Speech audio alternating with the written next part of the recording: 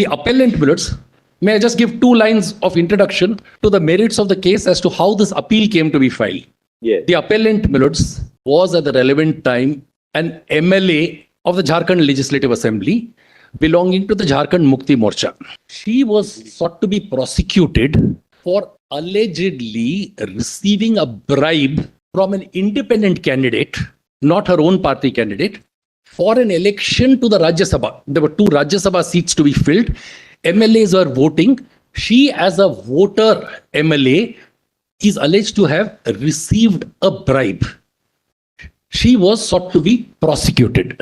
The appellant moved the Jharkhand High Court for quashing, claiming the protection of Millard's Article 194(2) on the ground that Narasimha Rao has delineated the scope and she is immune in respect of any vote given, irrespective of whether she actually voted for that person or ultimately did not. As it happens in this case, she didn't ultimately vote for that alleged bribe giver.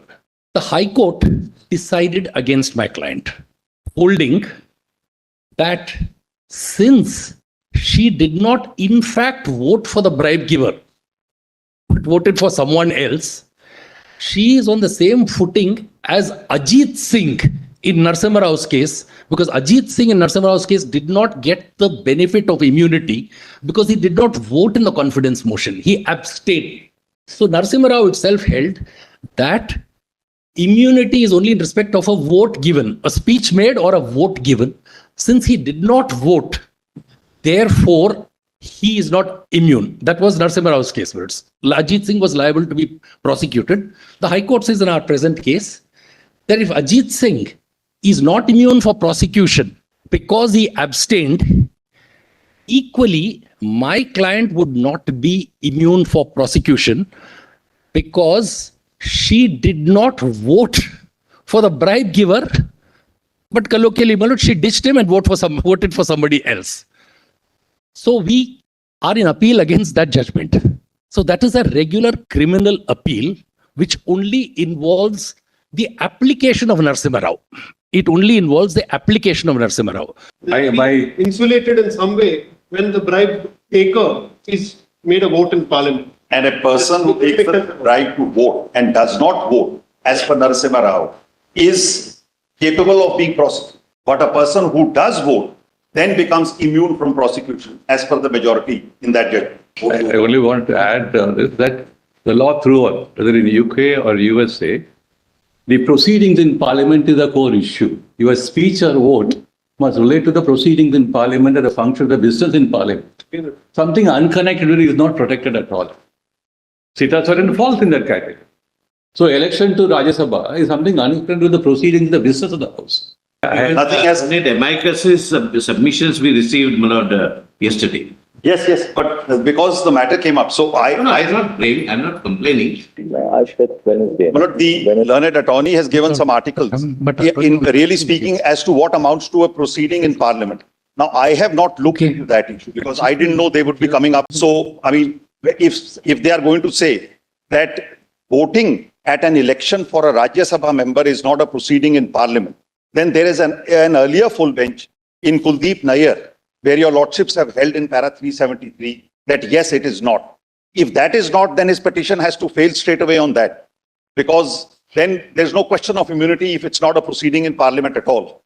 But if that issue also is to be raised, then, my lord, I have only been appraised of that today morning, in fact, at about 10:30, that those articles. So some reaction time, if they file it, then I can have. But on the question whether on a pure legal submission, whether that judgment needs a fresh look, there is no doubt in my mind that the judgment needs a fresh look. That's fine. But we are not dealing with an abstract situation. The judgment is very interesting. But we are not dealing with an academic debate, minutes, on whether this is right or wrong. The question is whether a reference to 5 judges on whether Narasimha Rao should be reconsidered, in which case 7 judges, whether all that is warranted on the facts of this case and on the judicial orders of this case. That's the question. The subject of codification still eludes almost several. Another ramification. Another house also be completely not. Mr. Ramachandran, once the reference has been made, we should hear the reference. Another interest. Ultimately, these are important matters. It's so difficult otherwise for constitution benches to reference, assembling, then it goes into the loop for its own order for hearing. Now that we have the reference, we should hear the matter. Please see only 2 orders, Milords. And then if your lordship still feel it's necessary, your lordship may go ahead. Just 2 orders of this honorable court in this case. All right. Just 2 orders.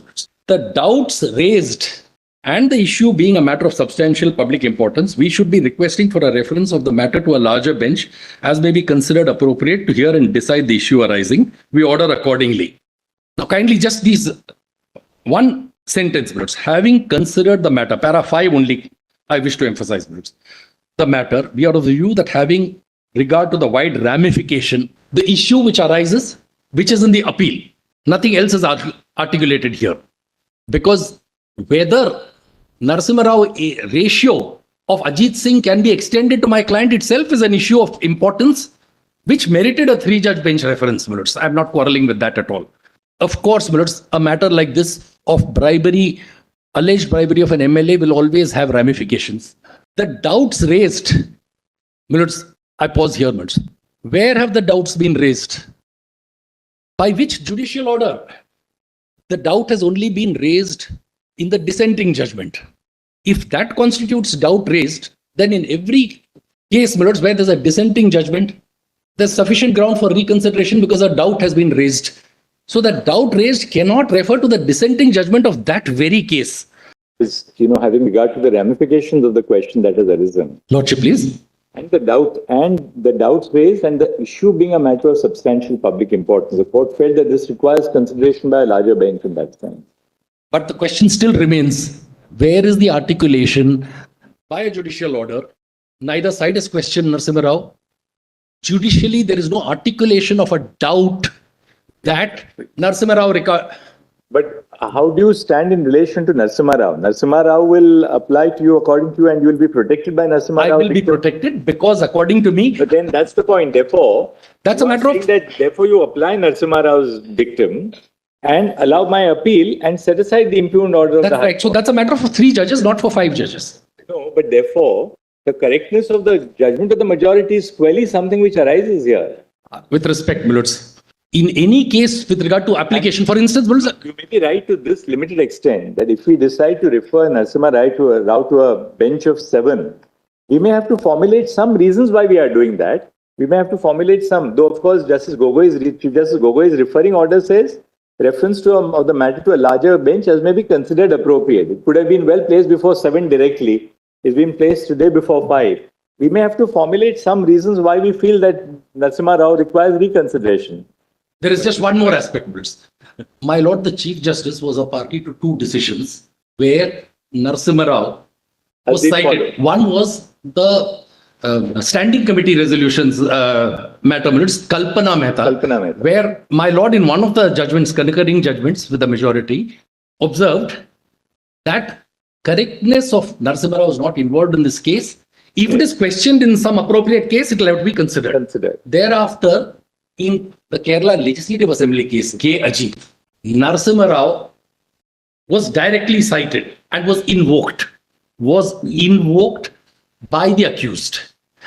And your Lordship, we distinguished, clarified Narasimha Rao, narrowed it to the most narrow interpretation possible, that it can't apply to vandalism, etc. That is the case where they broke furniture in the Legislative Assembly, etc. Yes. So if free speech and freedom of expression extend to breaking of furniture that is not protected, your Lordship clarified. Even in that judgment, an occasion did not arise for this court to doubt Narasimha Rao. Therefore, on this tenuous one sentence, my lords, is it sufficient for your lordships to spend judicial time? Is my respectful submission. I leave it to your lordships. Mr. Patwalia, Mr. Attorney. I concur with Mr. Ramachandran on this question. No need for a reference to a larger bench. The 3 judgments of the lordships which clarify the position that what exactly would qualify for a 194 protection. It must be proceeding the business or the function of the House. So whether Narasimha Rao need to be reconsidered does not arise in the facts of this case at all. That's right. A bribe given outside for voting in favor of the candidate or against for the council of election to the council of states. So it has nothing to do with the business or the function or the work or the legislative work of the assembly.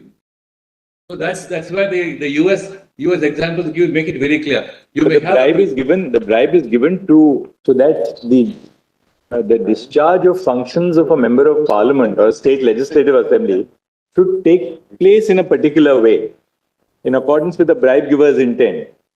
Is that not related to it was a case of a no confidence motion in Right. the parliament. Right. Therefore, anything which is relatable directly or even indirectly, for instance, number of cases where members are asked to make preparation for the purpose of their legislative business. Even they may have an excess with that. But where this has nothing to do with that, it's an election pure and simple, a process regulated by set of rules and regulations. And Here, what is the allegation? Where was the bribe given in this case? What is the allegation in our case here? for the purpose of election to the Rajya-Sabha. Right. So she received the bribe. That's nothing to do with the business of the house. The function, the legislative act, they call it. In US, almost all the running theme is it must have a nexus with the legislative deliberation or the legislative purpose or the legislative business. So there's nothing to do with that. That is the stand on merits which we are contesting. Mr. Patwalia, what do you have to say? Let's see what Mr. Patwalia. I have my one brief note before. Let's see what the attorney has noted. You lordship have it. They'll just circulate it. Yes. Milja?